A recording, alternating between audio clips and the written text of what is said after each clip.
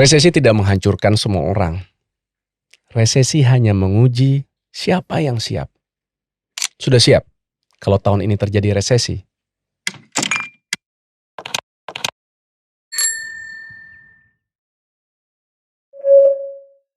Perang sudah pecah di depan mata.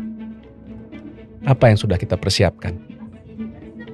Kita saat ini hidup di zaman yang terasa nggak pasti.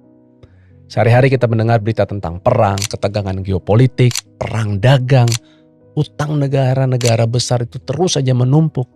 Dan sekarang orang mulai bertanya, apa tahun 2026 ini akan menjadi tahun resesi dan hancurnya ekonomi global?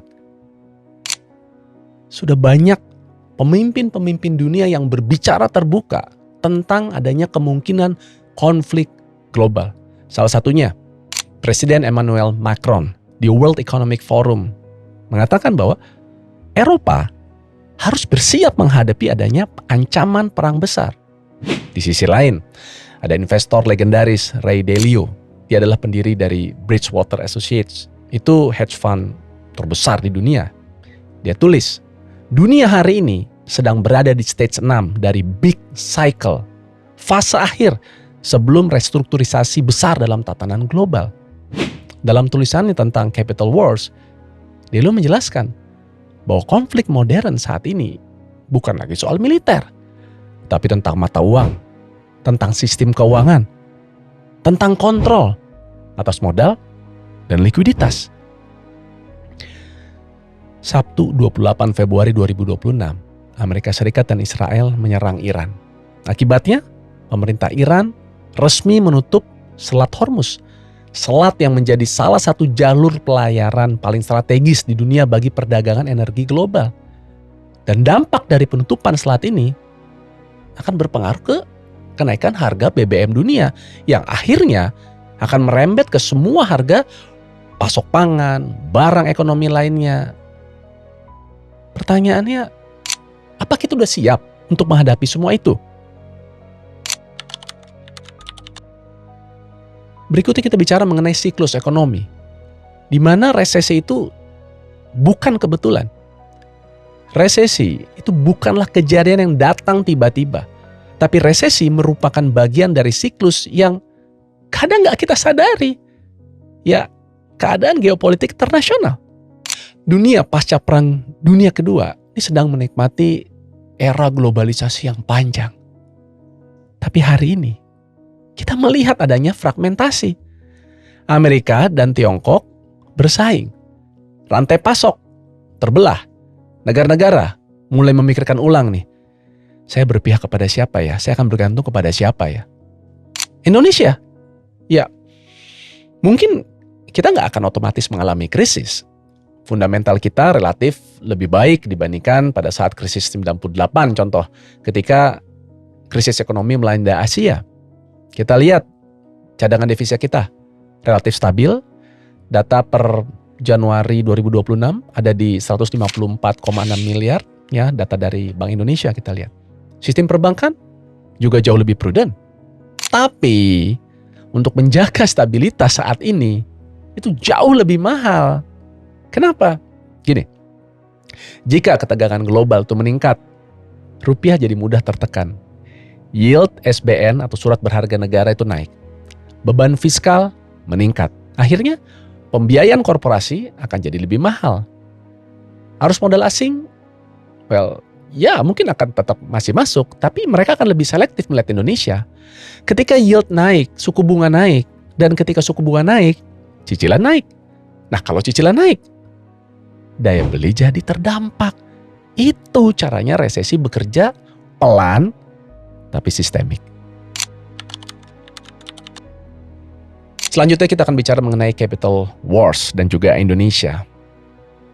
Di dalam konsep capital wars, tekanan tidak selalu datang dari yang namanya peluru. Ini beda dari war secara fisik. Konflik ini muncul bukan dari ancaman nuklir atau senjata pemusnah massal seperti itu ya. Tapi terkadang datangnya lewat compliance, dari sanction, dari pembatasan sistem pembayaran, tekanan ke bank, fintech. Pokoknya mereka-mereka yang terhubung secara global. Jadi semakin dunia ini terfragmentasi, semakin mahal biaya kepercayaan. Indonesia memang berada di posisi yang strategis. Kita negara maritim, kita punya sumber daya alam, populasi kita besar. Mitra dagang utama kita China, Amerika, Jepang, ya, India, Singapura. Tapi kalau salah satu terguncang, ya kita pun ikut terdampak. Harga energi, harga pangan bisa melonjak. Nikel, tembaga, batu bara, ya saat ini kan masih menjadi darling ya, masih menjadi rebutan. Di satu sisi, ini peluang buat pasar ekspor, buat hilirisasi. Tapi di sisi lain, kita pun bisa mengalami namanya inflasi impor. BBM naik, pangan naik, subsidi membengkak. Daya beli masyarakat jadi tertekan. Jadi namanya resesi global itu nggak selalu langsung membuat suatu negara termasuk Indonesia jatuh. Tapi resesi ini akan menguji daya tahan kita. Mampu nggak Indonesia ini bisa bertahan? Dan bagaimana caranya kita bisa bertahan? Berikutnya kita bicara mengenai cash is king. Tapi bukan sekedar uang tunai ya. Di masa ekspansi ekonomi, orang bicara pertumbuhan. Tapi kalau di masa resesi, orang bicara likuiditas. Cash is king. Inilah salah satu yang bisa bikin kita bertahan. Pegang uang tunai, ya bukan berarti keren, ya. Tapi uang tunai ini bisa memberi kita kekuatan untuk kita bertahan. Sebagai contoh, perusahaan yang punya arus kas kuat, dia akan bisa bertahan. Individu yang punya dana darurat yang cukup, dia menjadi pribadi yang gak mudah panik. Perlu diingat ya, yang namanya resesi itu akan menghukum leverage yang berlebihan. Utang berbunga floating seperti KPR, ini hati-hati ya. Ini bisa jadi beban ketika nanti suku bunga akan dinaikkan. Dan dalam situasi seperti ini, strategi ini menjadi sangat penting. Saran dari saya, kurangi utang-utang konsumtif, perbanyak dana darurat, diversifikasi aset, jangan terlalu agresif. Ya, untuk investasi hanya di satu kelas aset saja, diversifikasi mata uang ya secukupnya. Sekali lagi ini bukan mengenai sesuatu yang paranoid ya, tapi saya mengajak kita semua untuk siap. Anda mau bertahan kan? Di setiap krisis, ini selalu akan ada yang tumbuh. Tahun 98 itu melahirkan ada generasi pengusaha yang baru. Tahun 2008 lahir inovasi teknologi finansial. Pandemi tahun 2020 melahirkan akselerasi digital. Resesi memang gak menghancurkan semua orang. Tapi dia menyaring. Dan yang bertahan bukan mereka-mereka yang paling besar. Tapi siapa yang paling adaptif? Nah, orang itu memang seringkali lupa. Skill, adaptability, itu aset yang tidak terlihat loh. Hard skill, aset. Reputasi, aset. Jaringan, itu adalah aset. Jadi, jika dunia itu berubah lebih cepat, ya kitanya pun juga harus belajar lebih cepat. Karena kalau dalam resesi, perusahaan itu nggak sekedar mencari orang yang pintar, tapi mereka cari orang yang stabil, yang terampil.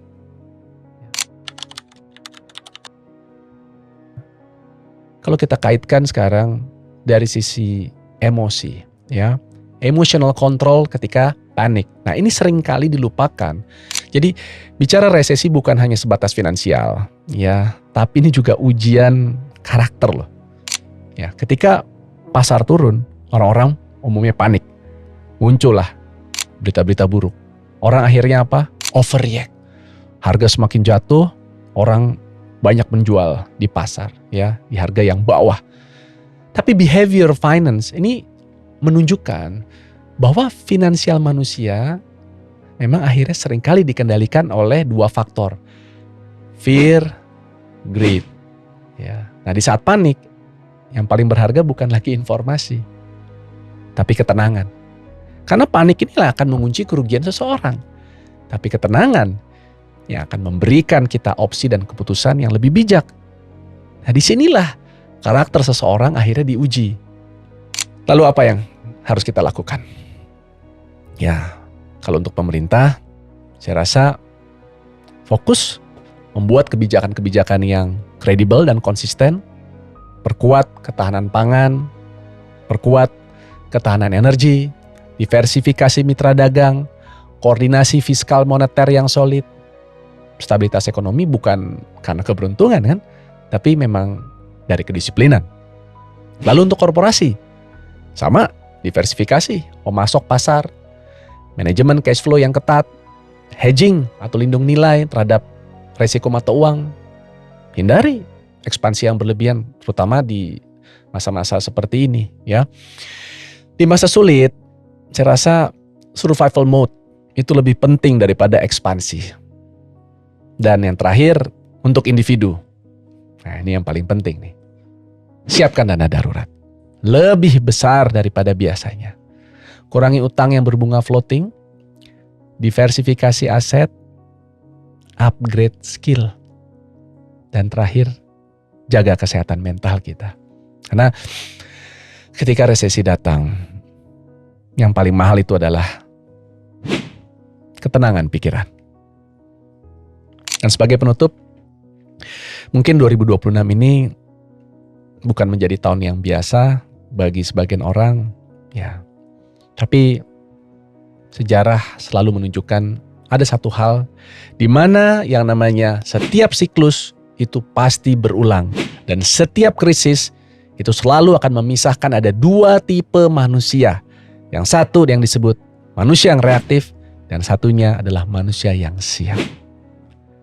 Resesi ini tidak menghancurkan semua orang, tapi resesi akan menguji siapa yang siap. Dan pertanyaannya bukan apa resesi akan datang ya, tapi pertanyaannya adalah jika resesi akan datang, di mana posisi kita?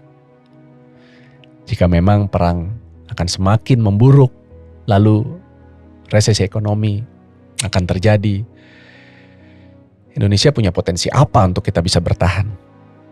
Sekali lagi, pasar domestik kita besar. Secara geopolitik kita netral. Komunitas strategis kita kuat. Tapi fiskal, inflasi, nilai tukar rupiah kita ya tentu harus terkendali. Kebijakan jangan berubah-ubah. Episode ini bukan bermaksud untuk menebar ketakutan.